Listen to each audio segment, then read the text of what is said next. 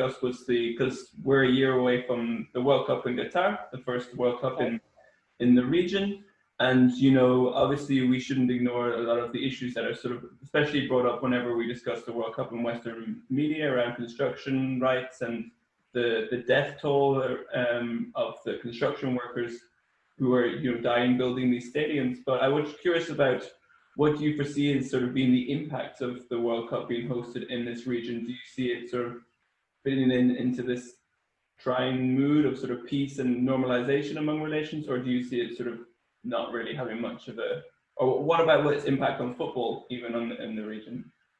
Yeah, I was glad to see this question in the lineup you sent me, Alex, because I think that the World Cup in Qatar, in a way, became a taboo that you cannot express a complicated thought about it. And when I mean a complicated thought, I mean exactly like what we did now. We spoke about Beta Jerusalem, racism, football, Arab ownership on the club. And we said it might be good, but it also might be bad in the same time. And this is complicated thought. And I think that the story about Qatar World Cup, which has many, many dark sides, of course, it's a very complicated thought, and it needs to be discussed in a more gentle way and more eye-opening way to understand what we are talking about. We are talking about maybe the only chance of the Middle East in the past 100 years or more to show to the world that this region is a fantastic place to play football, to meet people, to enjoy good food, to get a personal introduction to amazing cultures with superb hospitality capabilities, everything, really. It's a unique chance for a whole region, but because it's Qatar and because it's the Middle East, and because many bad things took place in the preparation, okay? And we are talking about a country and a society and a region that has been transformed and changed so much from the moment that Qatar won the bid to host until now. Talking about 13 years, 12 years by now. That to only focus on the death of workers, which is horrific and shocking and unjustified situation. There is no argument about it. And on the same time, we are not seeing the wider topic, the wider picture. And when I'm saying the wider picture is basically the World Cup changed places. I've been to the World Cup in Russia to cover. It was a World Cup with a record number of 5 Middle Eastern national teams. I was there. I had plenty of work in the group stage. After the group stage, I lost all my work. But a few editors like my point of view. So, they told me, write about Russia, write about Croatia, go enjoy yourself and give us your thoughts. But I saw how the World Cup is changing Russia. And for me, as the first World Cup I'm attending, it was very important to be there ahead, many times ahead. I came 2 weeks, almost 3 weeks before the tournament. I want to see Moscow and Russia changing. I want to see the first moment of change, because this place, for the first time, opened its gates to 4.5 million people to come and visit in 1 month. Russia never had this amount of people coming to visit as tourists. And I think the Middle East is in the same situation. We are suffering from stereotypes. Israel is suffering from stereotypes. Qataris, Saudis, Arab Muslims as a whole, Arab Christians, Lebanese people, Egyptians, North Africans, Berber, everyone. We are the others. We are the pineapple that, yeah, once in a few seasons, we have a very good player that shine in the Premier League or in the Bundesliga. And then you hear about us, the places that these players are coming from.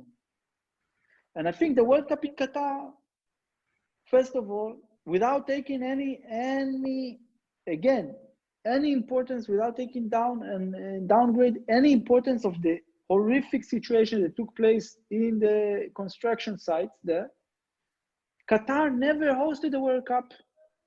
It's a world that lives in a different way than the rest of the world, than Western Europe, than the US, okay? They worked in this way for hundreds of years. The World Cup put a situation, a fact on surface, and basically made this place to change their construction law. Right now, they are working by the EU construction law because of the World Cup, because of everything.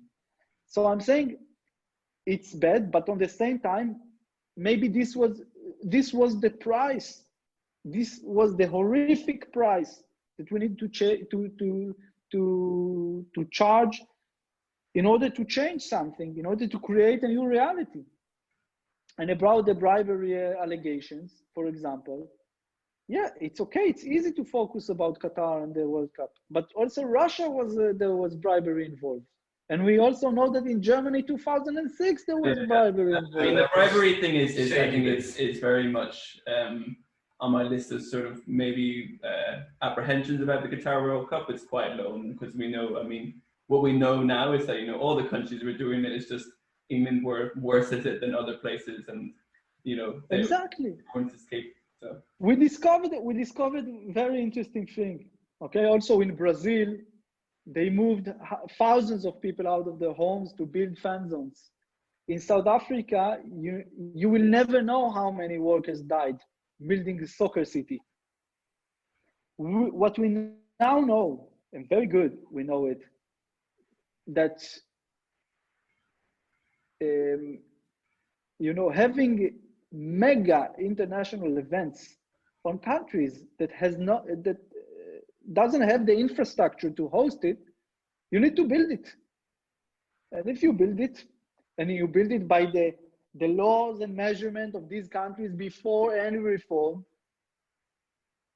you're going to see something you don't like, something that wouldn't take place in Germany or France maybe. All right, but this country needs to have its chance to change.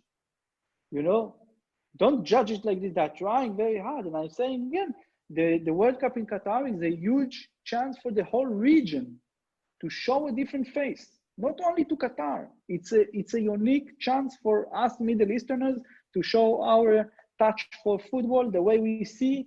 And I believe it will be a great World Cup if there will be fans, of course, And for me, I think it's a huge possibility and a huge chance for the whole world.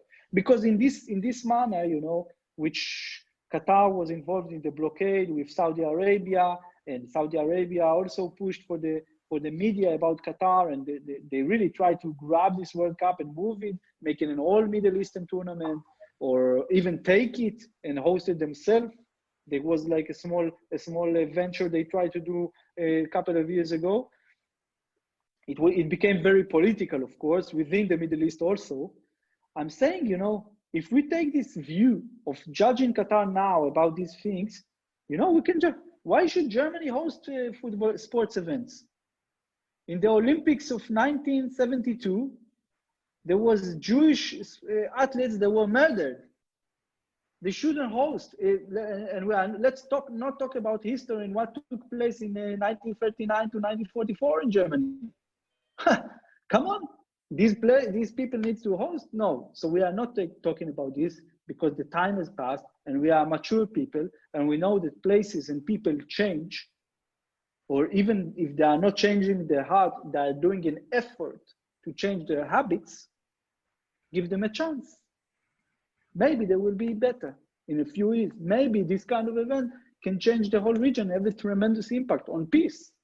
And real peace, not Abraham Accords out of the blue, yalla, Israel and the UAE. Talking about people, man.